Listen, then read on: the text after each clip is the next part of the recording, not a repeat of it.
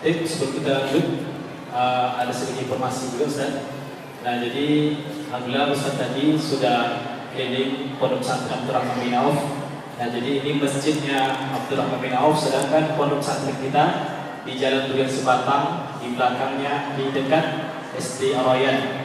Jadi alhamdulillah beliau sudah keliling pondok dan santrinya ini alhamdulillah. Santri pondok pesantren dan juga akhwat ada di belakang. Nah jadi bagi jamaah yang ingin tahu lebih dalam lagi tentang pondok pesantren Abdurrahman bin Auf, silakan menghubungi panitia. Barakallahu fikum, kita persilakan kepada Ustaz.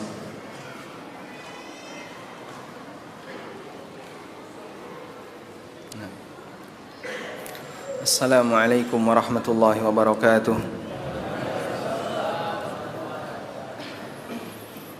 Alhamdulillahi haqqa hamdih, wa ashhadu an la ilaha illallah wahdahu la syarika lah, ta'ziman li majdih, wa ashhadu anna Muhammadan abduhu wa rasuluh, salawatu rabbi wa salamu alaihi wa ala alihi wa ashabihi wa man sara ala nahjihi wa istanna bi sunnatihi ila yaumiddin. Alhamdulillah, puji syukur kita haturkan kehadirat Allah Azza wa Jalla di kesempatan waktu duha ini di Masjid Abdurrahman bin Auf. Allah berikan kita semangat untuk belajar bersama. Semoga Allah menjadikan forum kajian kita forum yang diberkahi oleh Allah. Tidak lupa kita haturkan salawat dan salam untuk Nabi Agung Muhammad sallallahu alaihi wasallam atas perjuangan luar biasa yang beliau lakukan, dan beliau menempuh jarak yang sangat jauh dari Bangkinang ke Ujung Batu. Berapa kilo? Berapa? 80 kilo. Ada nggak yang pernah jalan kaki 80 kilo? Bangkinang ke Ujung Batu. Ada? Nggak ada. Nabi SAW berdakwah dari kota Mekah menuju Taif dengan medan pegunungan, dan beliau jalan kaki, nggak menggunakan kendaraan. Maka kita yang mungkin datang dari, ada yang datang dari mana yang paling jauh tadi? Dari Padang Lawas. Ada yang datang dari Duri, ada yang datang dari tempat-tempat yang lain, menggunakan kendaraan dalam posisi tidak kepanasan, tidak kedinginan. Walhamdulillah, dalam rangka untuk belajar. Ilmu memang layak untuk diperjuangkan. Ilmu memang layak untuk diperjuangkan. Imam Ahmad bin Hanbal rahimahullah pernah mengatakan, al-ilmu la ya'diluhu syai'un, talabul ilmi la ya'diluhu syai'un liman sahhat niyatuhu. Belajar ilmu agama, amalan yang tidak ada tandingannya bagi siapa yang niatnya benar. Faqila lahu, maka ada orang yang bertanya, wa masihatun niyah, lalu apa bentuk niat yang lurus ketika belajar? Kata Imam Ahmad rahimahullah, ayyatawadha'a lil ilmi wa ayyarfa'al jahla an nafsihi wa an ghairi. Seseorang punya keinginan untuk tawadhu' di hadapan ilmu. Bentuk tawadhu' di hadapan ilmu gimana? Siap melaksanakan konsekuensi dari apa yang dipelajari, siap mengamalkan ilmu yang sudah dipelajari walaupun bisa jadi bertentangan dengan kebiasaan dia. Itulah bentuk tawadhu' terhadap ilmu. Wa yarfa'al jahla an nafsihi wa an ghairi, dan dia punya niat untuk menghilangkan ketidaktahuan dari dirinya dan dari diri orang lain, sehingga dia belajar biar lebih banyak yang dia ketahui. Dia belajar agar nanti bisa didakwahkan kepada orang lain. Itulah niat yang lurus ketika belajar. Maka hadirkan 3 niat ini setiap Bapak Ibu duduk di majelis ilmu. Pertama apa tadi? Tawadhu' di hadapan ilmu. Dan bentuk tawadhu' di hadapan ilmu ketika sedang proses belajar, dia perhatikan dengan maksimal dalam rangka menghormati ilmu yang dia dengar. Kalau orang tua bicara dan Anda sangat menghormati pesan dari orang tua, Anda berani bicara enggak? Tidak. Sebagai anak yang berbakti kita akan diam, bahkan sambil nunduk, sebagai bentuk penghargaan terhadap pesan orang tua. Maka sama halnya ketika Anda duduk di majelis ilmu, sebagai bentuk penghormatan terhadap ilmu, kita diam dan dengarkan dengan seksama, bukan ditinggal merem, apalagi ngobrol yang belakang arisan. Masya Allah, itu belakang ramai kenapa? Jadi mohon tenang ya, yang belakang. Baik. Tawus bin Kaisan rahimahullah, seorang ulama tabi'in, pernah satu ketika didatangi oleh seorang remaja yang mungkin usianya sama seperti adik-adik yang sedang mondok di Mustawal Wusta, yang SMP. Remaja ini menyampaikan kepada Imam Tawus, seorang ulama kibar, "Wahai tuan, saya ingin membacakan sebuah hadis kepada anda." Maka Imam Tawus, meskipun beliau seorang ulama, beliau dengarkan dengan seksama sampai remaja ini selesai membacakan hadis. Ketika remaja ini pergi, beliau mengatakan, "Laqad sami'tu hadzal haditsa qabla ayyulad." Saya sudah mendengarkan hadis itu sebelum anak tadi dilahirkan. Saya sudah mendengar hadis itu sebelum anak tadi dilahirkan. Sehingga walaupun beliau sudah pernah mendengar hadis itu, tapi ketika ada orang yang membacakan hadis, beliau simak dengan seksama, ta'ziman li haditsin Nabi sallallahu alaihi wasallam, dalam rangka untuk mengagungkan, memuliakan hadis Nabi sallallahu alaihi wasallam. Karena yang dibacakan ini adalah sabda Nabi sallallahu alaihi wasallam, maka penghargaan terhadap sabda beliau sallallahu alaihi wasallam, ulama kibar tetap diam mendengarkan dengan seksama sebagai bentuk penghormatan kepada Rasulullah sallallahu alaihi wasallam. Maka tawaduk terhadap ilmu, ketika kita mendengarkan, kita dengarkan dengan maksimal, bukan sambil layah-layah atau didengarkan sambil nyantai, tapi dengan maksimal. Dalam rangka apa tadi? Menghormati ilmu, tawaduk terhadap ilmu. Niat untuk menghilangkan ketidaktahuan dari diri kita. Kita semuanya nggak ada. Kita semuanya ketika lahir di muka bumi ini kondisinya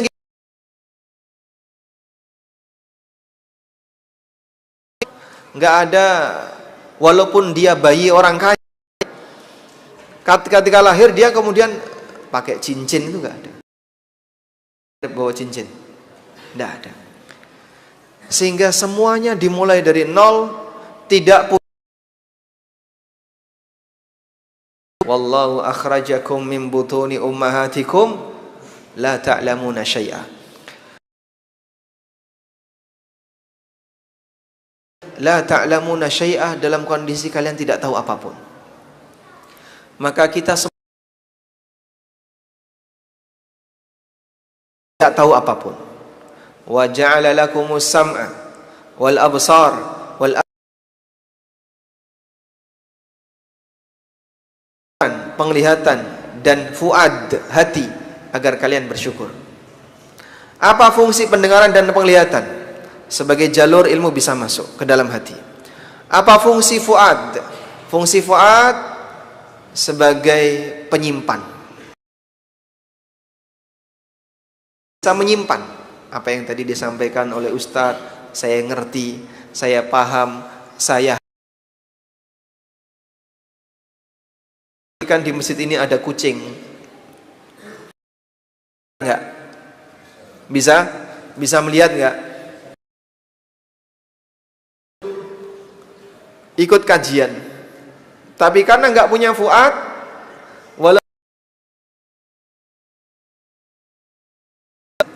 tidak. Maka bersyukurlah Allah kasih kita fuad, sehingga saya ngomong Anda paham, hadis tertentu Anda bisa menghafal, itulah fungsi fuad. La'allakum tashkurun, agar kalian bersyukur. Lain, maksudnya mendakwahkannya, sehingga dia belajar dalam rangka untuk menghilangkan ketidaktahuan diri orang lain, mendakwai dirinya sendiri dan mendakwai orang lain. Siapa yang punya 3 niat ini ketika belajar? Diluhu syai'un liman sahhat niyatuhu. Belajar ilmu agama adalah amalan yang tidak ada tandanya selama niatnya lurus. Dan niat yang lurus adalah ketika dia tawadhu terhadap ilmu, dia ingin menghilangkan ketidaktahuan dalam dirinya dan ingin mendakwahkan kepada orang lain. Baik. Selanjutnya kita mau belajar, kalau di pengumuman judulnya apa? Enggak tahu. Halal haram, jual beli, offline maupun online. Ini butuh waktu 5 jam. Tapi di sini disingkat. Insya Allah nanti sisa waktunya bisa dimanfaatkan untuk tanya. Maka perhatikan baik-baik, yang merem kita tanya pertama. Kita buat kesepakatan ya. Jika ada peserta yang selesai. Setuju? Setuju nggak? Makanya kalau ada temannya yang merem segera diingetin ya, sebelum ketahuan. Tentang halal haram dalam jual beli. Dalam jual beli ada hukum halal, ada hukum haram. Dan memahami hukum halal haram dalam jual beli, semakin dekat dengan akhir zaman, semakin langka orang yang mau paham. Seperti ini makin sedikit. Dalam hadis riwayat Bukhari, Nabi SAW sabda, "Sayati 'alan nasi zamanun la tengah umat manusia di mana tidak peduli dari mana dia mengambil harta,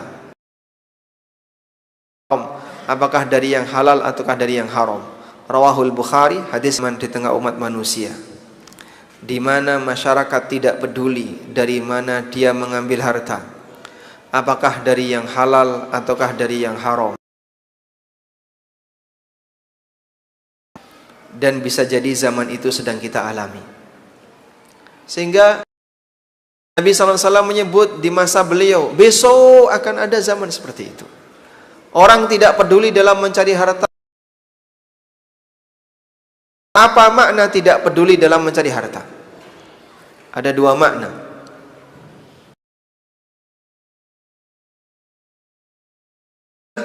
Tidak mau belajar. Dia tidak mau mengenal mana yang halal, mana yang haram, mana yang boleh, mana yang tidak boleh, karena nggak mau belajar. Dan banyak sekali masyarakat yang seperti ini keadaannya. Anda bisa buktikan, datang saja ke pasar tradisional misalnya, atau pasar siapa Bu jangkau, tanyakan sama pedagangnya, Anda sejak lahir, oh Masya Allah, sejak lahir sudah jual beli ya. Sejak kecil sudah jual beli, sampai dia dewasa, sampai usia sekarang. Sebutkan rukun jual beli, kira-kira bisa jawab gak? Dominan?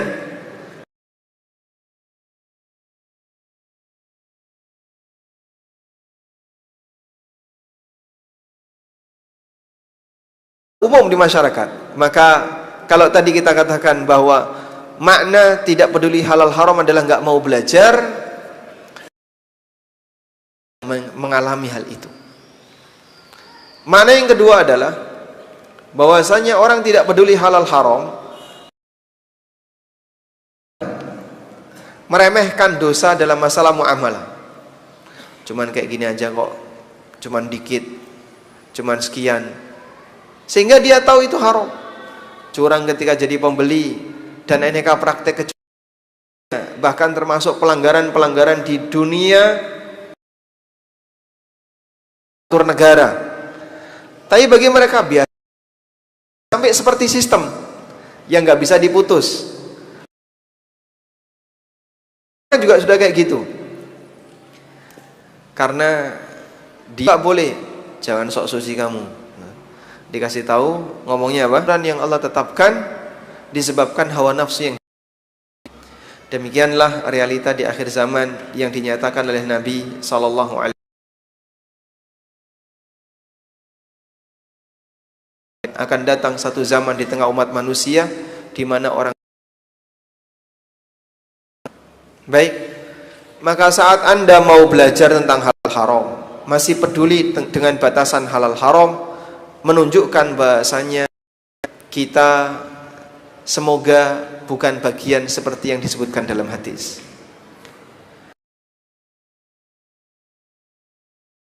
Bukan bagian seperti yang disebutkan dalam hadis, yang tidak peduli tentang masalah halal haram. Peduli dimulai dari apa? Dari belajar. Sehingga tahu ini haram kita tinggalkan, tahu ini halal silahkan. Selanjutnya, saya sampaikan ringkas saja tentang masalah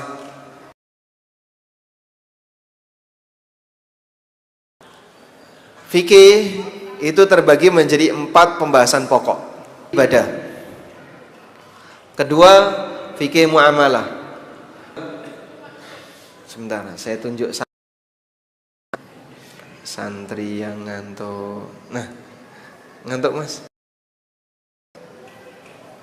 Baik, sebutkan 4 pembahasan pokok fikih.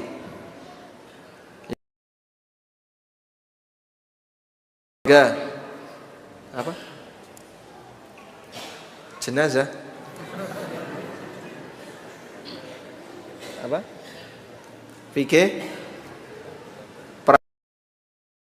tidak kriminal dalam Islam. Masya Allah, barakallahu fikum. Kelas berapa? Disebutkan ulang. Fikih ibadah, fikih muamalah, fikih keluarga, fikih peradilan, dan tindak kriminal dalam. Fikih ibadah membahas hubungan manusia dengan Allah. Mulai kategori fikih ibadah. Fikih jenazah, komersil, transaksi sosial dalam praktek. Yang ketiga, fikih keluarga. Persiapan sebelum berkeluarga sampai bubar keluarga. Baik bubar tidak resmi. Hah? Berantem. Sebutkan contoh bubar keluarga tidak resmi. Selingkuh. Bukan. Apa contohnya? Kematian. Nah. Yang keempat, fiqhul qadha' wal jinayat, fikih seputar masalah peradilan dan tindak kriminal dalam Islam. Udah? Kita fokus di fikih yang kedua tentang muamalah. Dalam muamalah,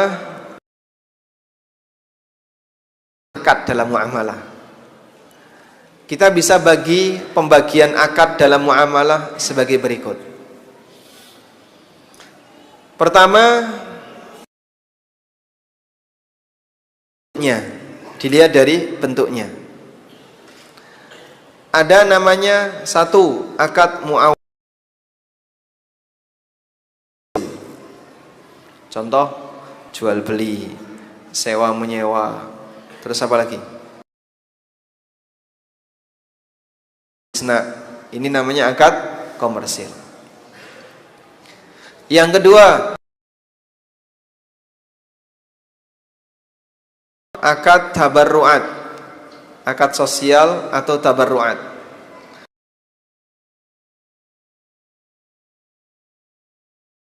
Infak, wakaf, itu semuanya masuk kategori. Yang ketiga,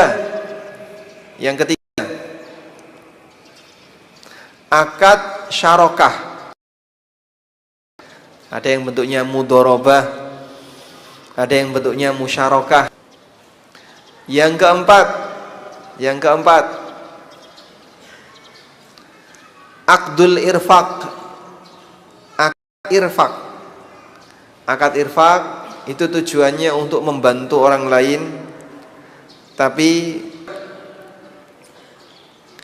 akad tausiqat,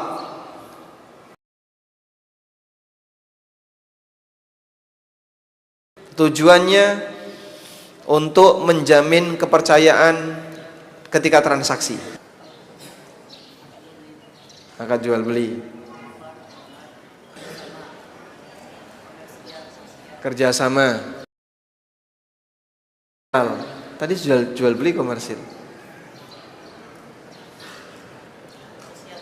Sosial. Irfak tadi? Oh bukan. Baik. Dapat hadiah ya. Kelas berapa? Kelas 10. Masya Allah. Baik. Ini 5 jenis akad. Sudah?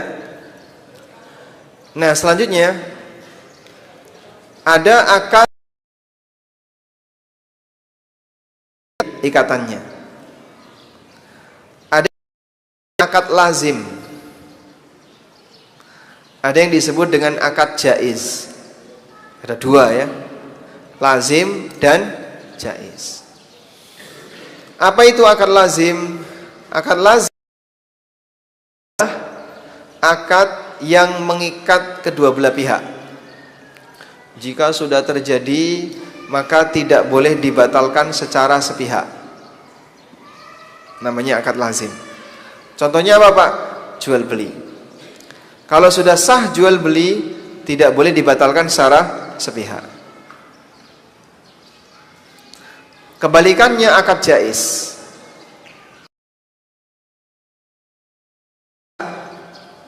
Contohnya pinjam meminjam, sehingga belum selesai diambil oleh pemiliknya boleh, atau mau pinjam 5 hari baru kepakai sehari dikembalikan boleh. Seperti itu namanya akad jaiz. Baik. Sudah ngantuk? Sudah? Ini baru permukaan loh ini, belum ke dalam kita ini. Ini kita belum menyelam ya, baru lihat di permukaan. Lanjut nggak? Tapi udah ngantuk ya pesertanya. Gimana? Lanjut, baik. Nggak dalam-dalam insya Allah ya, biar nanti nggak kebingungan. Kalau misalnya Pak saya mau paham tentang itu lebih rinci, nah ini bukunya. Pengantar fikih jual beli dan harta haram. Ini belajar fikih muamalah dari nol.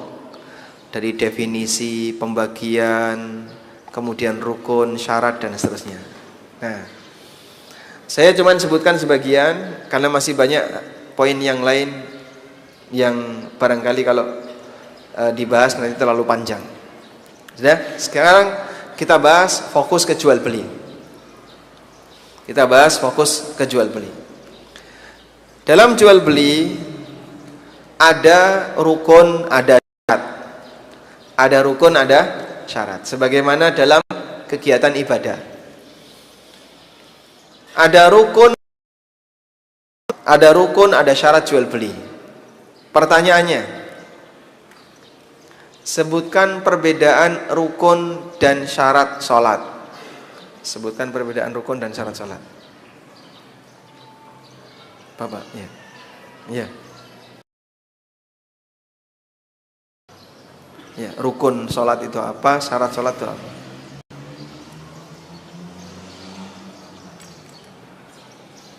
Baik, boleh dilempar ke sebelahnya. Sebutkan perbedaan rukun dan syarat sholat. Sebelahnya lagi. Ini resiko duduk di dekat meja kajian. Kalau rukun itu bagian dari ibadah itu. Kalau syarat di luar dari ibadah tersebut. Contoh syarat suci, wudu ya. Baik. Wudu itu di luar salat atau di dalam salat? Di luar. Berarti salat setelah itu wudu sah atau tidak? Kan di luar itu.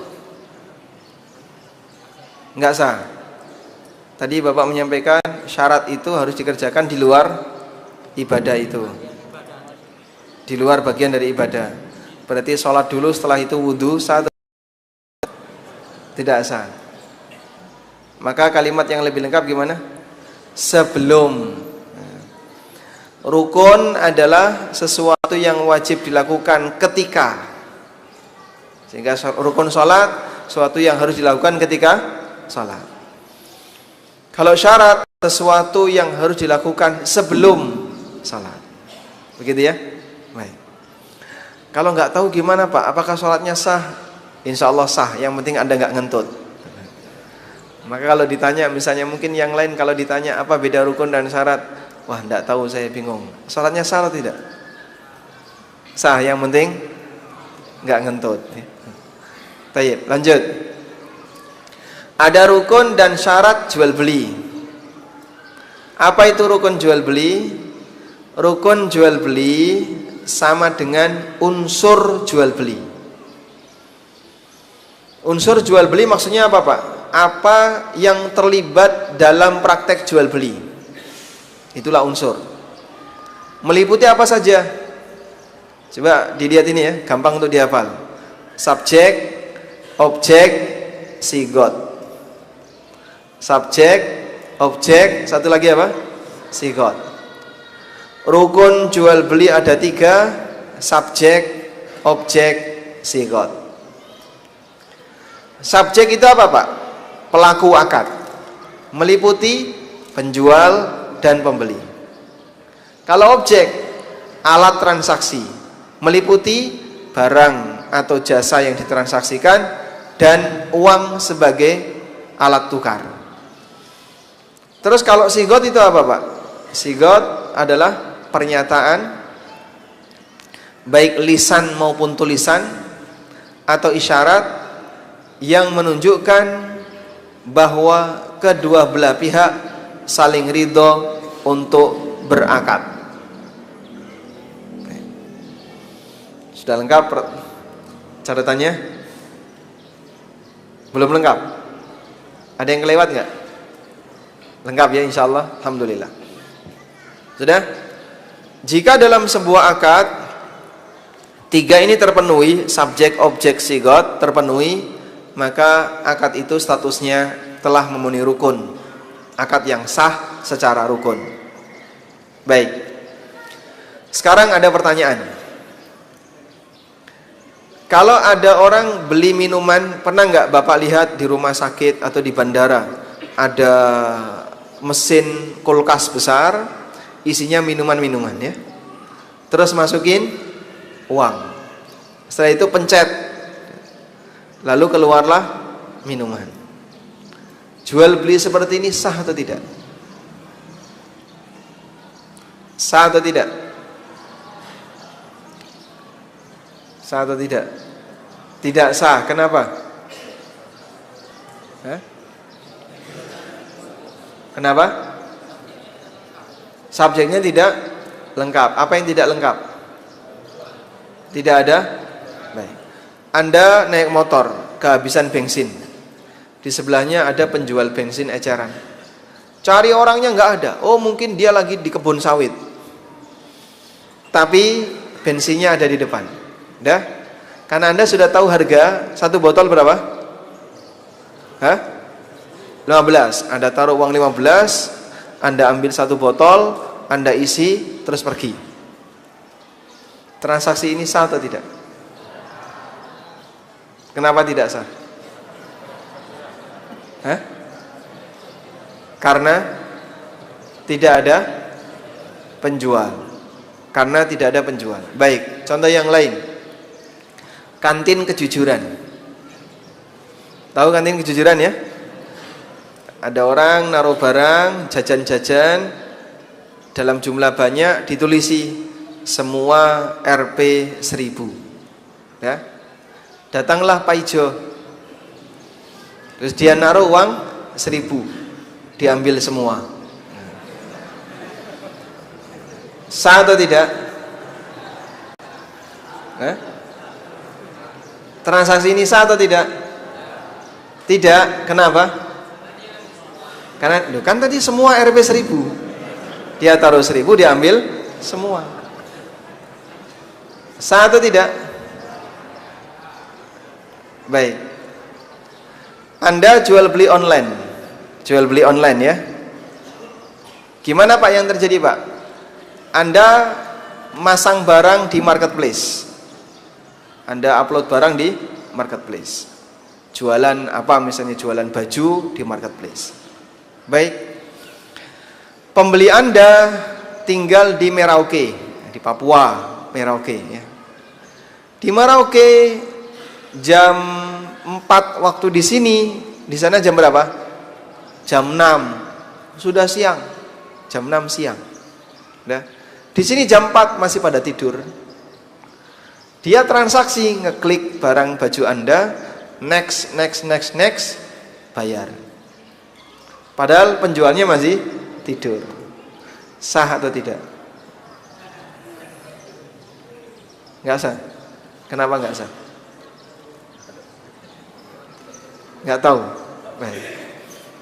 Semua contoh yang tadi kita sebutkan ya, jual beli minuman di vending mesin, atau kantin kejujuran, atau ambil barang orang yang nggak ada lalu Anda naruh duit, atau transaksi di marketplace tapi konsumen dilayani oleh mesin, dilayani oleh platform ya, oleh mesin.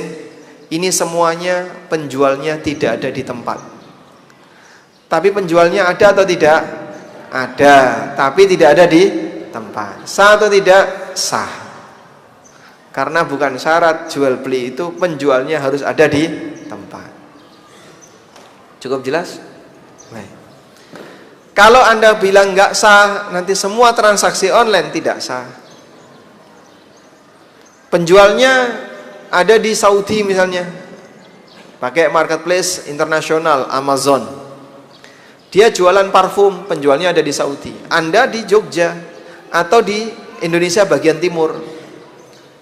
Sudah siang sekali, orang Saudi masih tengah malam, masih tidur. Transaksi itu sah atau tidak Pak? Sah. Depan penjualnya masih tidur. Karena Anda dilayani oleh platform, dilayani oleh mesin. Paham insyaallah? Baik. Selanjutnya, kalau ada orang menjual barang tapi dia tidak punya barang. Misalnya, saya jual HP, tapi saya tidak punya HP. Terus Anda beli HP ke saya. Sah atau tidak? Sah atau tidak? Kenapa? Hah? Barangnya tidak ada. Sehingga kalau jual beli barangnya tidak ada, statusnya tidak memenuhi rukun objek. Maka orang yang belum memiliki barang tidak boleh menjual. Nabi SAW mengatakan, la tabi' ma laysa indak. Jangan kau jual sesuatu yang tidak kau miliki. Sudah? Selesai kita bahas rukun. Sekarang kita ganti pembahasan syarat. Kita ganti ke pembahasan syarat. Syarat jual beli adalah ketentuan yang harus dipenuhi dalam akad agar transaksinya bernilai sah. Ketentuan, syarat itu ketentuan yang harus dipenuhi dalam akad agar transaksinya bernilai sah. Baik. Sudah ditulis? Nah, sekarang kita lihat di sini. Ketentuan itu ada berapa, Pak? Ada 7. Anda hafalkan ya. Barangkali masuk kuis. Apa saja itu? 7 ketentuan dalam transaksi jual beli. 1. Subjek harus pemilik atau wakil pemilik. Subjek akad harus pemilik atau wakil pemilik. Sehingga kalau dia penjual, dia harus pemilik barang atau wakil dari pemilik barang. Kalau dia pembeli, dia harus pemilik uang atau wakil pemilik uang. Paham ya? Kalau dia bukan pemilik, maka tidak boleh bertransaksi karena tidak memenuhi syarat yang pertama. Dia bukan pemilik, dia bukan wakil pemilik, tidak boleh bertransaksi. Yang kedua, subjek harus memenuhi kriteria jaiz tasarruf. Jaiz tasarruf. Apa itu Pak jaiz tasarruf? Jaiz tasarruf artinya orang yang punya kelayakan bertransaksi. Orang yang punya kelayakan dalam bertransaksi. Nah, tersebut punya kelayakan dalam bertransaksi, syaratnya ada 3. Orang disebut punya kelayakan dalam bertransaksi, syaratnya ada 3. Baligh, berakal, rasyid. Baligh, berakal, rasyid. Sudah? Baligh kita tahu ya. Kalau berakal Pak, ya, dia tidak gila. Kalau rasyid apa rasyid? Dia punya kedewasaan dalam menggunakan harta. Bisa jadi ada anak yang sudah baligh tapi tidak rasyid. Coba santri yang kelas 8 ke atas. Kelas 8 sudah baligh belum? Sudah baligh? Biasanya sudah. Ada kelas 8 yang belum baligh. Coba dicek. Baik. Kelas 8 kelas berapa, Pak? 2 SMP. Ada santri sudah baligh kelas 2 SMP. Kelas 8. Jual beli tanah. Boleh atau tidak? Kenapa? Karena dia belum dewasa. Anak SMP jual beli tanah. Dia belum dewasa. Baik. Anak SMA jual beli lahan sawit. Boleh atau tidak? Tidak. Kenapa? Belum dewasa. Sehingga kedewasaan ini salah satu yang menentukan apakah akad itu sah atau tidak. Paham ya? Baik. Berarti Pak, kalau kita jual beli dengan anak SD itu halal atau haram? Kan konsumennya belum pada balik itu. Jual beli dengan anak SD halal atau haram? Halal. Kenapa? Baik, para ulama mengatakan jual beli dengan anak yang belum balik diperbolehkan dengan syarat nilainya kecil dan di bawah pengawasan wali. Sudah? Nilainya kecil itu berapa Pak? Kalau zaman sekarang sih 5 ribuan itu nilainya kecil. Mungkin kalau Pekanbaru 20 ribu itu kecil ya. Kalau Jogja 5 ribu. Kan beda kan? Antara bumi minyak dengan bumi Jogja. Makanya plat nomor di sini apa? BM ya, banyak minyak. Di bawah tanah ada minyak, di permukaan ada minyak sawit, di wajah pun ada minyak. Semuanya penuh dengan minyak. Baik. Jadi transaksi dengan anak kecil boleh asal nilainya kecil dan ada apa? Di bawah pengawasan wali. Contoh di bawah pengawasan wali itu kayak gimana Pak? Walinya ridho. Misalnya ada anak kecil mau sekolah, ini tak kasih duit 5 ribu, 10 ribu. Duit itu habis ketika pulang, walinya tidak mempertanyakan. Berarti walinya ridho. Nah yang seperti ini sah walaupun transaksinya dengan anak kecil. Paham ya? Baik. Selanjutnya sudah berapa tadi syaratnya? 2. Kita beralih yang ketiga. Yang ketiga ya. Diperhatikan lagi. Objeknya harus halal manfaat. Objek transaksinya harus halal manfaat. Halal manfaat maksudnya gimana Pak?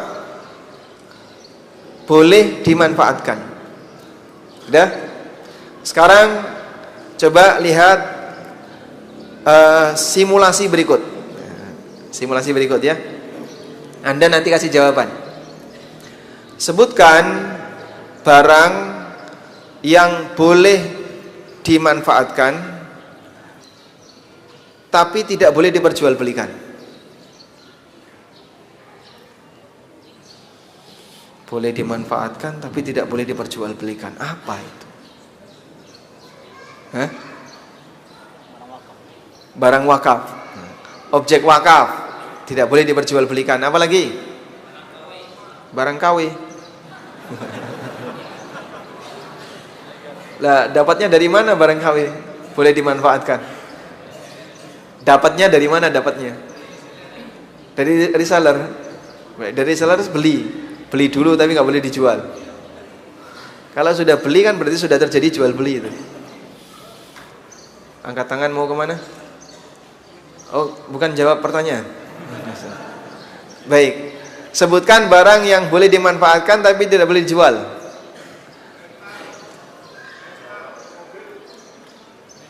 Mobil sewaan. Ya, mobil itu boleh dijual ya. Contohnya daging kurban boleh dimanfaatkan, dimakan boleh, dijual sahibul kurban tidak boleh. Udah? Semua yang keluar dari manusia. Misalnya Pak, darah, jual darah nggak boleh. ASI, jual ASI nggak boleh. Rambut, jual rambut nggak boleh. Ini yang disebut dengan fadolatul insan. Baik. Yang kedua, barang yang haram dimakan tapi boleh diperjualbelikan.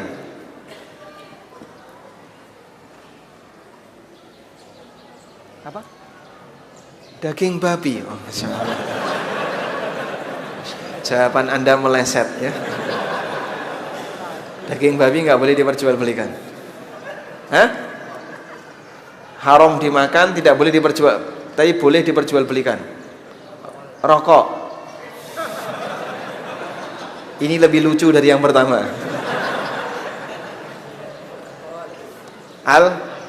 Alkohol diperjualbelikan boleh? Boleh. Dimakan boleh? Nggak boleh. Masih banyak yang lainnya. Bensin, solar, pertalite. Anda datang ke toko besi ada semen, paku, Pak. Boleh dimakan? Baik. Yang saya maksud dia haram dikonsumsi tapi boleh dijual. Contohnya keledai. Keledai itu diharamkan, keledai Cina itu hukumnya apa? Haram, tapi boleh diperjualbelikan. Udah? Kucing haram dimakan. Diperjualbelikan boleh nggak Pak? Jumhur membolehkan, Hambali melarang. Ada khilaf. Jumhur ulama membolehkan, tapi kalau Hambali melarang. Baik. Selanjutnya, barang yang haram diperjualbelikan, haram dimanfaatkan. Contohnya apa? Narkoba. Apalagi? Rokok. Apalagi? Khamr, babi, anjing, dan seterusnya. Karena itu benda seperti ini tidak punya manfaat halal 100%. Barang yang tidak punya manfaat halal 100% tidak boleh diperjualbelikan, tidak boleh dimanfaatkan. Berhala tidak boleh. Dah? Ini syarat yang ketiga ya. Sekarang kita beralih ke syarat keempat. Barang itu jelas keberadaannya. Kalau keberadaannya tidak jelas, jadinya gharar. Jadinya apa? Gharar. Contohnya Pak, orang menjual, saya jual burung yang hinggap di atas rumah saya. Nah itu cara nangkapnya gimana? Ya silakan kamu tangkap, kamu bayar dulu 50.000, silakan tangkap burung di atas rumah saya. Ya nggak bisa kayak gitu. Kenapa? Belum jelas bisa didapatkan atau tidak. Ada orang punya mobil hilang, mobilnya hilang. Saya punya mobil baru Pak, hilang. Sudah dicari-cari nggak tahu kemana mobil itu. Akhirnya dia datang ke seseorang. Mas, saya punya mobil hilang. Wes gini aja Pak, mobilmu tak beli. Itu baru ya Mas. Ya tapi kan hilang. Nah mau dibeli berapa? Ya sudah, bersih 30 juta ya. Nah, daripada nggak dapat apa-apa, 30 juta. Bayar 30 juta. Sekarang mobil hilang kamu jadi tanggung jawab saya. Kalau ketemu, ya untung saya. Kalau nggak ketemu, rugi. Nah, dia punya komplotan yang bisa mencari mobil dimanapun itu berada. Maka dia datangkan, wahai pasukan jin, cari mobil dengan plat nomor seperti ini, BM 3251 EX. Mobilnya dicari dengan plat nomor itu. Jinnya nggak bisa baca. Baik. Boleh nggak transaksi ini? Kenapa? Gharar, nggak jelas. Ya? Dan ternyata ada yang kayak gitu. Ada orang jual beli mobil hilang, harganya murah, sangat murah sekali.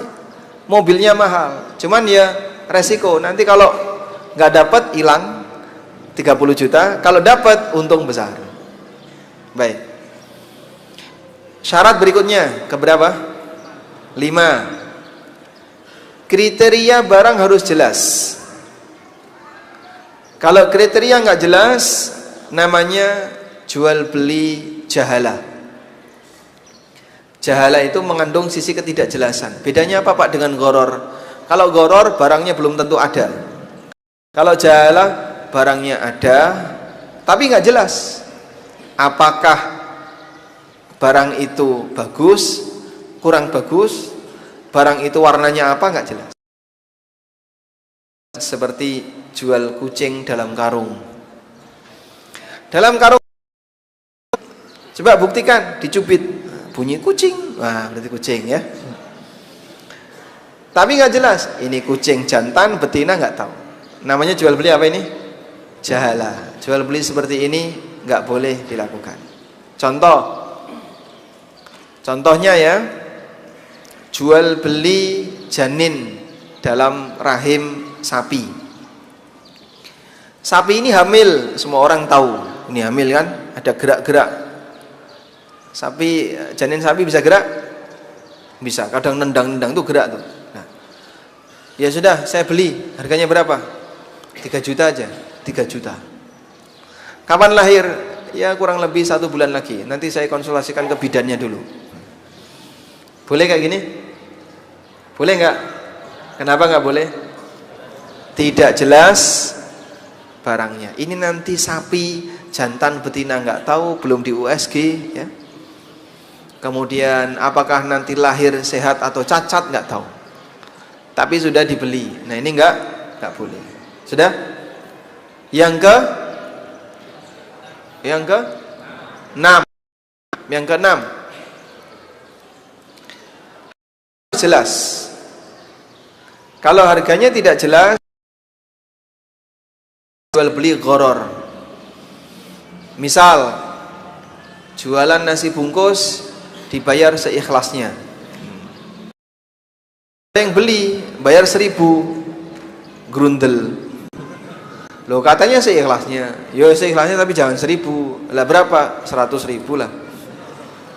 Itu bukan seikhlasnya. Maka orang ketika menjual sesuatu dengan harga seikhlasnya, di situ ada 2 keadaan. Pertama, niatnya memang untuk sosial, niatnya sosial, sehingga nggak dibayar pun dia nggak emosi, boleh. Karena seperti ini niatnya nyumbang sosial. Yang kedua, niatnya komersil. Saya jualan dengan harga seikhlasnya, maksud saya adalah biar nanti ada yang ngasih lebih. Sehingga kalau ngasih kurang gimana? Ya saya emosi. Berarti kamu belum ikhlas. Yang kayak gini gharar. Bisa dipahami ya? Baik. Yang ke 7, harus dilakukan saling ridho. Tidak boleh ada paksaan dan penipuan. Kalau ada paksaan dan penipuan, maka transaksinya batal. Walhamdulillah. Pertanyaan, Anda bertanya, saya tanya, Anda jawab ya. Apa hukum nebas sawit sebelum diambil? Misalnya ya, 1 hektar, Bapak punya sawit berapa? 1 hektar. Ya udah Pak, tak duitin di depan ya Pak, 2 juta. 2 juta. Ada? Kapan mau diambil? Bulan depan. Nebas sawit diambil bulan depan. Sawit itu panennya per berapa?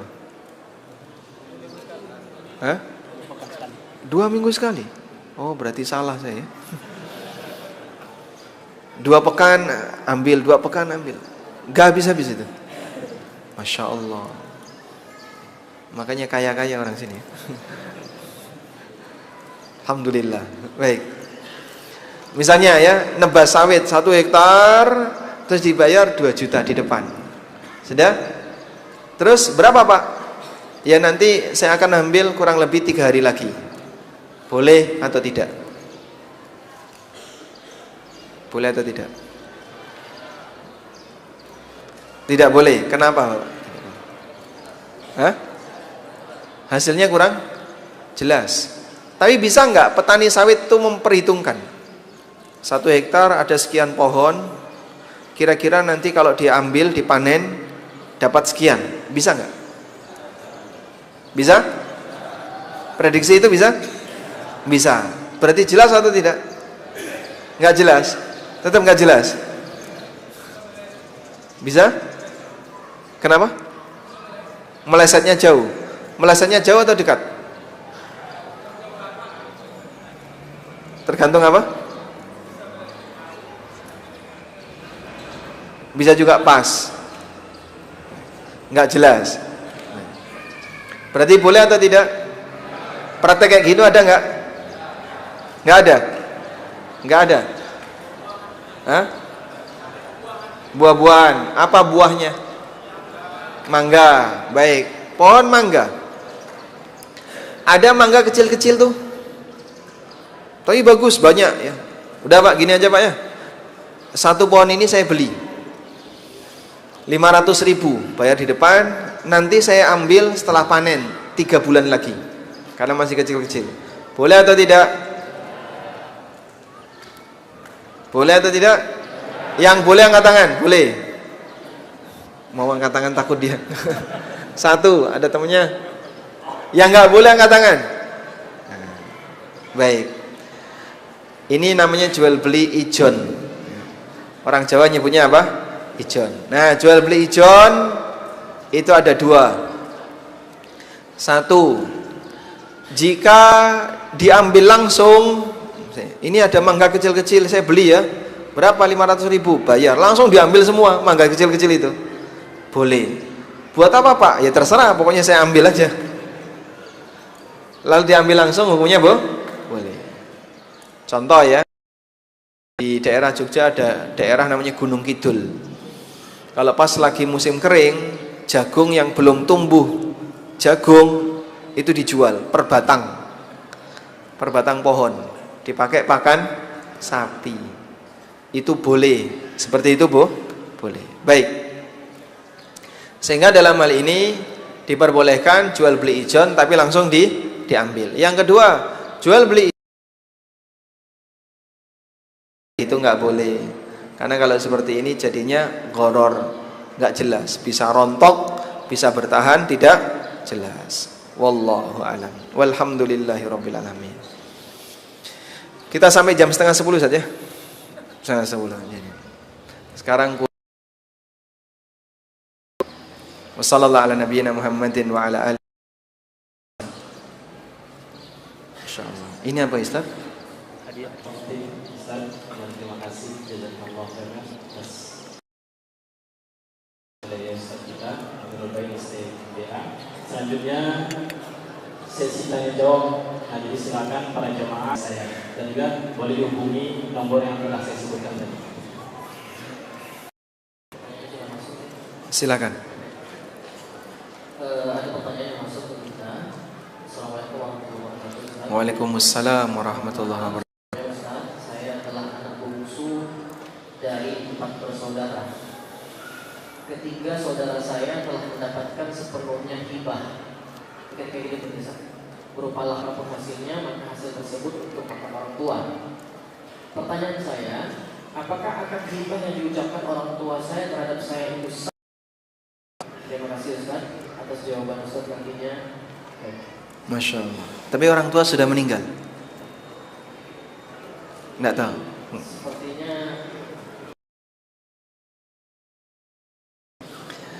Baik, pertanyaan seperti yang tadi disampaikan, insya Allah cukup paham ya. Syarat hibah itu wajib sama. Nabi SAW pernah mengatakan seluruh anak kalian, sehingga satu dikasih, yang lain dikasih, dikasih satu, yang lain dikasih satu. Hibah itu 1:1. Kalau 2:1 itu warisan, laki-laki 2, perempuan 1. Tapi kalau hibah 1:1. Sampai di sini paham ya? Baik. Jika ada hibah yang tidak sama, misalnya satu dikasih, yang lain tidak, maka dolim, dan orang tua berbuat dolim. Atau yang satu dikasih banyak, yang lain dikasih sedikit, itu juga sama dan semuanya wajib dikasih. Selanjutnya, jika hibah itu sudah diserahkan, maka statusnya sah. Tapi kalau hibah itu masih dipegangi, belum diserahkan, statusnya belum sah sebagai hibah. Oleh karena itu dalam kasus tadi, apabila orang tua bilang, besok rumah ini dan kebun ini jadi punya kamu. Besok kapan? Setelah ibu mati. Lah kapan? Ayo, jangan tanya kayak gitu. Besok setelah ibu mati. Ini nggak boleh, hibah seperti ini nggak boleh, karena dia hibah dengan lafadz yang tidak munajjaz. Tidak munajjaz itu tidak tegas, karena masih gantung. Oleh karena itu dalam hal ini yang lebih tepat gimana? Serahkan kepada anak. Sudah? Ya sudah, ini bapak serahkan ke kamu, sekarang jadi milik kamu, tapi bapak izin tinggal di tempat kamu. Kalau seperti itu boleh. Jadinya apa? Aslinya milik bapak, diserahkan ke anak, terus bapak nunut di tempatnya anak. Walaupun rumah itu sebelumnya milik bapak. Sebaiknya dibuat demikian agar semuanya sah sebagai hibah. Wallahu a'lam. Pertanyaan selanjutnya, Ustaz, apa hukum all you can eat? All you can eat. All you can eat. Nah, Jika tidak habis dikenakan denda. baik. All you can eat ada banyak fatwa dari para ulama. Anda boleh makan apapun dengan bayar sekian. Misalnya masuk bayar 100.000, lalu dia boleh makan apapun yang disediakan dengan harga 100.000. Ini sudah dibahas oleh para ulama. Memang ada sisi ketidakjelasan, tapi sisi ketidakjelasannya ringan. Sisi ketidakjelasannya ringan, kecil. Karena sisi tidak jelasnya kecil, maka tidak mempengaruhi haramnya transaksi. Paham ya? Baik. Hah? Ada unsur dendanya jika tidak habis makan. Denda itu hukuman, bukan karena pemotongan transaksi. Jadi orang boleh memberikan hukuman jika dia melanggar. Tidak habis makan itu pelanggaran. Bagian dari adab, kalau ngambil dia apain? Hah? Dihabiskan. Dia bisa ngambil banyak segunung, udah diecer-ecer, kan jadinya banyak yang sia-sia. Maka menyia-nyiakan makanan itu pelanggaran enggak? Pelanggaran. Saya kira boleh membuat klausul kayak gitu. Siapa yang enggak habis makanannya di warung saya, tak denda. Besok enggak laku warungnya. Biar mengedukasi orang, mendidik orang, kalau makan dihabiskan, jangan ngambil banyak, sisa banyak. Siapa yang mau makan sisamu? Enggak ada yang mau. Dan itu pelanggaran. Maka membuat denda karena pelanggaran itu boleh. Sebab menghukum orang yang melanggar itu bagian dari prinsip keadilan. Atau mungkin bisa dibuat sisa bawa pulang, enggak boleh ditinggal di sini. Nah, terserah dia nanti mau di rumah dikasih makan bebek, kasih makan. Nah itu juga boleh. Sehingga insya Allah untuk all you can eat, walaupun ada gorornya boleh, karena gorornya kecil, dan goror kecil tidak diperhitungkan. Wallahu a'lam. Ada pertanyaan lagi, Ustaz. Bismillah, Assalamualaikum Ustaz. Waalaikumsalam warahmatullahi. Saya Ustaz, apakah harta warisan boleh diambil terlebih dahulu diam-diam? Diambil sebagian saja untuk kebutuhan, karena keluarga tidak setuju apabila langsung dibagikan saat ayah telah berpulang. apakah harta yang kita ambil tersebut halal dan akan dihisab di hari akhir? Nah, harta warisan diambil diam-diam ya. Ini seperti mengambil ghanimah diam-diam. Jadi sebaiknya bukan mengambil diam-diam, tapi utang. Ini saya ambil dulu ya sebagai utang. Misalnya ngambil tabungan ayah yang meninggal, atau ngambil emas yang ditinggal, dan seterusnya. Statusnya utang, tercatat sebagai utang. Sudah? Sekian tahun berikutnya bagi waris. Nah, maka Anda kembalikan dulu. Ini mau bagi waris nih. Kemarin kamu ngambil berapa? 10 juta. Ini tak kembalikan 10 juta. Sudah? Nah, sekarang utuh bagi waris. Dengan cara demikian Anda tidak dianggap korupsi harta keluarga. Sehingga Anda ketika ngambil legal sebagai utang karena alasan butuh. Wallahu a'lam. Pertanyaan berikutnya Ustaz. Bismillah Ustaz. Yang kita tanya, Ustaz, apa hukum menjual mainan berbaterai yang dominan ada musiknya?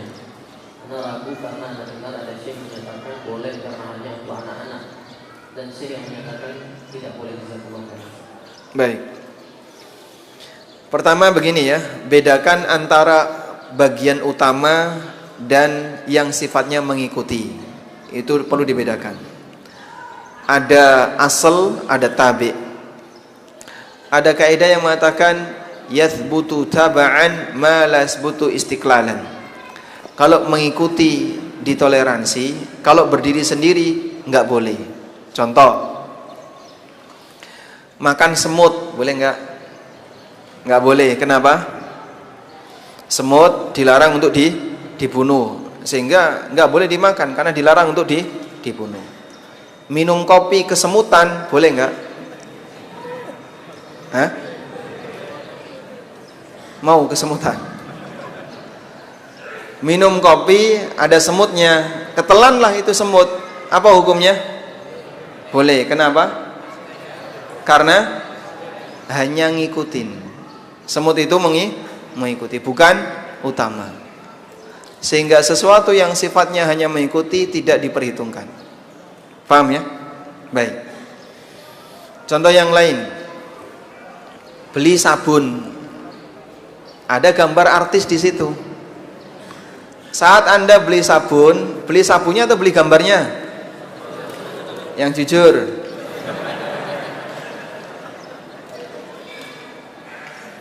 Sehingga orang beli sabun, beli apa? Sabun. Walaupun ada di bungkusnya ada gambar. Orang ketika beli sabun, gambarnya main bola atau orang mandi? Hah? Gambarnya orang? Enggak ada, Pak. Bungkus sabun sapi mandi itu enggak ada. Paham maksudnya ya? Tidak perlu harus didetailkan ya. Apakah halal jual beli sabun itu? Jual sabun kayak gini boleh nggak, Pak? Atau beli sabun kayak gitu boleh nggak? Boleh, karena utamanya apa? Sabunnya, bukan gambarnya. Koran, ada nggak koran tanpa aurat? Koran tanpa aurat ada nggak? Ada? Nggak ada. Di Indonesia nggak ada koran tanpa aurat. Beli koran boleh? Beli koran? Boleh.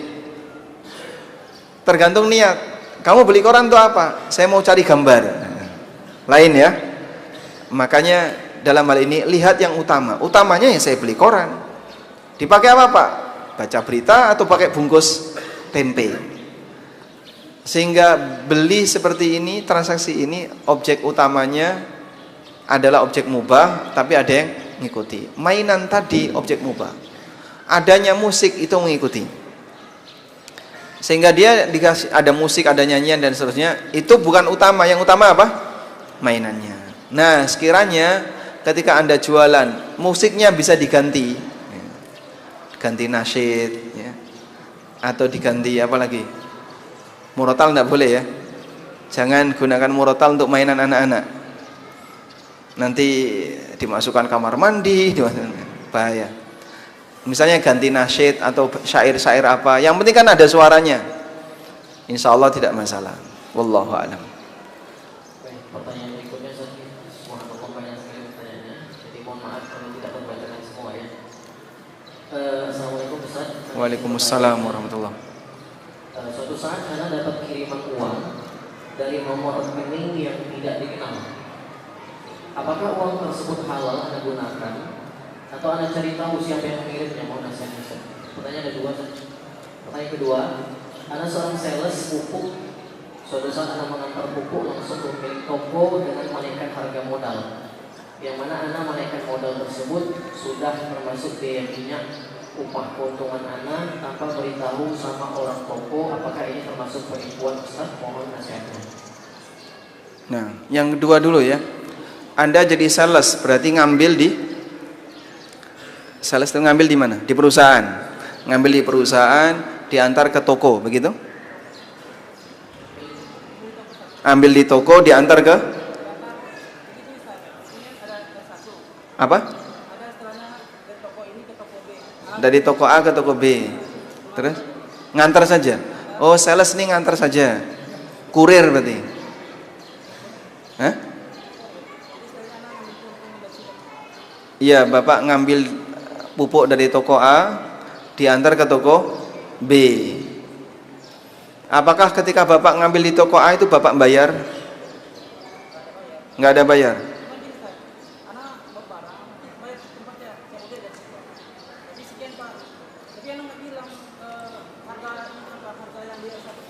Nah, ada dua kondisi di sini ya. Toko A dan toko B. Ini toko A, ini toko B. Ada dua keadaan. Kalau salesnya itu hanya jasa antar, dia nggak boleh naikin barang. Tapi dia punya hak biaya ongkir saja. Tapi naikin harga nggak boleh. Paham ya? Baik. Tapi kalau kurirnya ini beli dulu di toko A, barangnya berapa ini pupuknya? 1 juta. Baik, saya bayar 1 juta. Ya. Sekarang pupuk jadi milik saya. Terus kita antar ke toko B. Berapa? Toko B bilang berapa? 1,5. Boleh. Anda mengambil untung 0,5 juta dari transaksi ini boleh. Kenapa? Karena pupuk itu sudah jadi milik Anda, sudah Anda bayar, terserah Anda. Jelas insyaallah?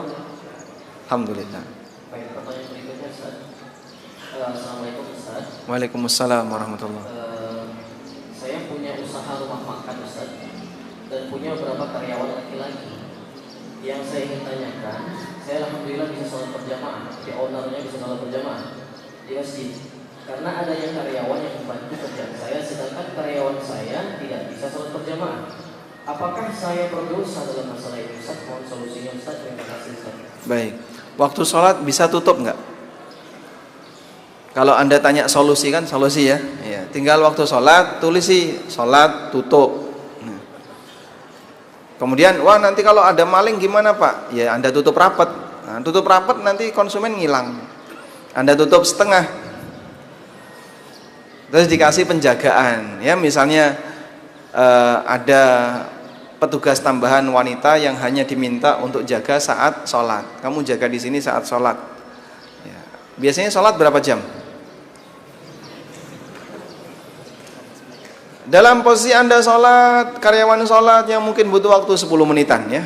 Udah, jaga ibu-ibu pas hanya 10 menit saja. Setelah itu karyawan datang, ibu ini bisa meninggalkan warung Anda. Sehingga tetap terjaga tanpa harus buka tutup dan karyawan tetap bisa sholat. Nah. Ada lagi pertanyaannya Ustaz. Assalamualaikum Ustaz. Waalaikumsalam warahmatullahi. Apa hukum kerjasama usaha tapi sebelum akhir perjanjian kerjasama salah satu pihak menarik modalnya dengan alasan tertentu? Nah, ini hukumnya boleh karena akadnya jaiz. Jadi akad kerjasama itu boleh dibatalkan sepihak karena akadnya jaiz. Tadi sudah kita sebutkan ya, ada lazim, ada jaiz. Akad jaiz itu boleh dibatalkan sepihak. Hanya saja begini. Kalau uang modal sudah berwujud barang yang lain, barang dagangan dan seterusnya, maka jika mau dibatalkan, tunggu pencairan.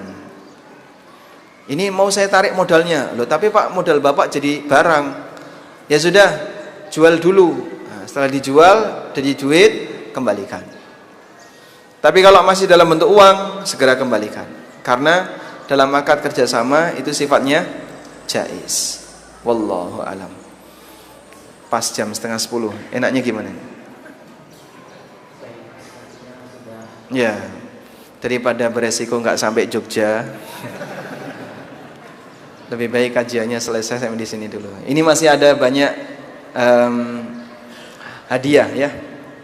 Untuk ikhwan 3, untuk akhwat 2. Nah, untuk ikhwan yang hafalan Qur'annya paling banyak. Santri mana santri? Hafalan Qur'annya paling banyak.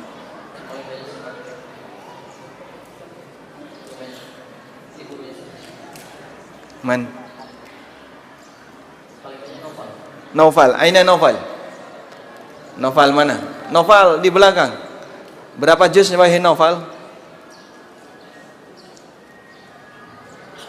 13. 15.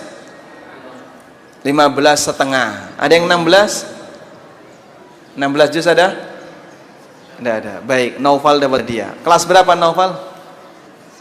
9. Nah, Novel dapat hadiah. Pertanyaan selanjutnya. Sebutkan rukun jual beli. Mana yang angkat tangan duluan? Kok santri semua? Santri bukan? Bukan. 1, 2, 3. Sigot. Apa itu sigot?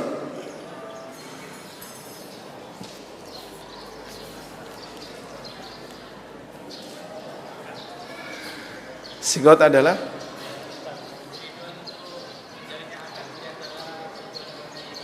gimana?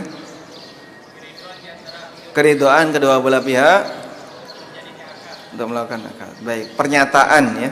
Sigot itu pernyataan baik lisan maupun tulisan yang menunjukkan kedua belah pihak saling ridho. Novel nanti boleh ngambil hadiah ya. Selanjutnya untuk bapak-bapak juga ya. Sebutkan syarat jaiz tasarruf selain santri. Nah, silakan. Jaiz tasarruf. Balik, berakal, rasyid. Apa itu rasyid? Adil dalam melakukan uang. Yang nggak adil itu kayak apa? Dewasa. Nah, dewasa dalam menggunakan uang. Baik. Hadiah tulisannya untuk akhwat. Cara jawabnya gimana? Cara jawabnya, akhwat. Ada mikrofon di belakang? Mikrofon ada di belakang. Ada. Coba tes dulu. Coba tes mikrofonnya yang di belakang dulu. Keluarnya. Gak ada mikrofon. Gak ada mikrofon.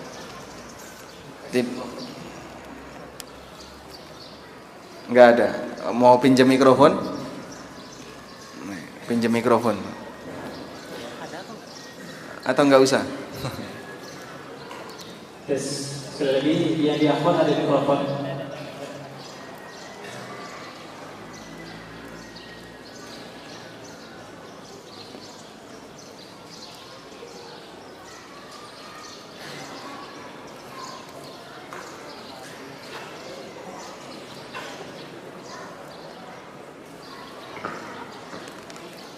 Sudah? Pertanyaan untuk akhwat, gampang saja ya. Untuk akhwat pertanyaannya gampang. Ya. Apa perbedaan rukun dan syarat sholat?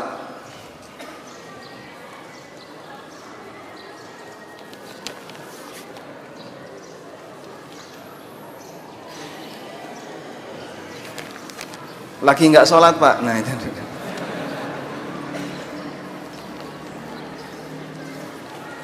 Apa perbedaan syarat dan rukun sholat?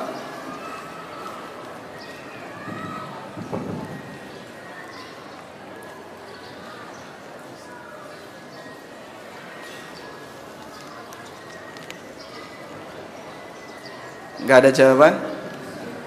Ya, silakan.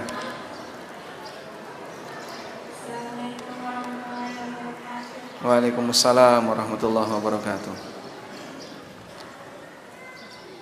Perbedaan syarat sama rukun, kalau syarat dia di luar ibadah dilakukannya sebelum ibadah, tapi kalau rukun di dalam ibadah dan itu dilakukan ketika ibadah. Baik, alhamdulillah. Baik, dapat hadiah ya. Pertanyaan selanjutnya, ini masih hadiah untuk akhwat, tulisannya untuk akhwat. Pertanyaannya, cepet-cepetan angkat tangan ya. Nabi SAW memiliki banyak istri. Nah, ada di antara istri beliau yang dinikahi dalam kondisi masih gadis. Siapa namanya?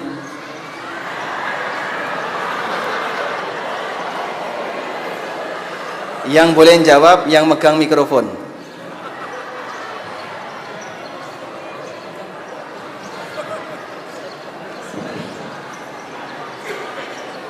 Tidak boleh rebutan mikrofon ya, mikrofonnya.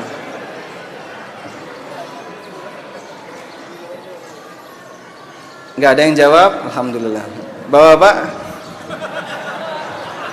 bentar dulu, mereka mau jawab enggak? Aisyah binti Abu Bakar. Baik, pertanyaannya. Tetap pegang mikrofonnya ya. Pertanyaannya, sebutkan satu hadis dari Aisyah binti Abu Bakar.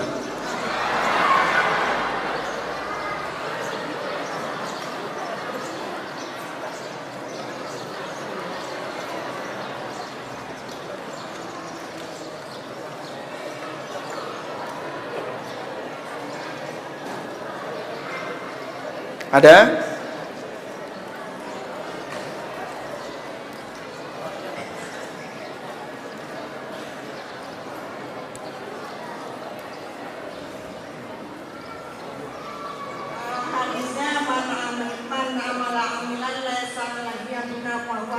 Masya Allah. Man amila amalan laisa alaihi amruna fahuwa raddun. Hadis dari Aisyah radhiyallahu anha. Baik, dapat hadiah. Alhamdulillah. Baik, demikian Ustaz, cukup.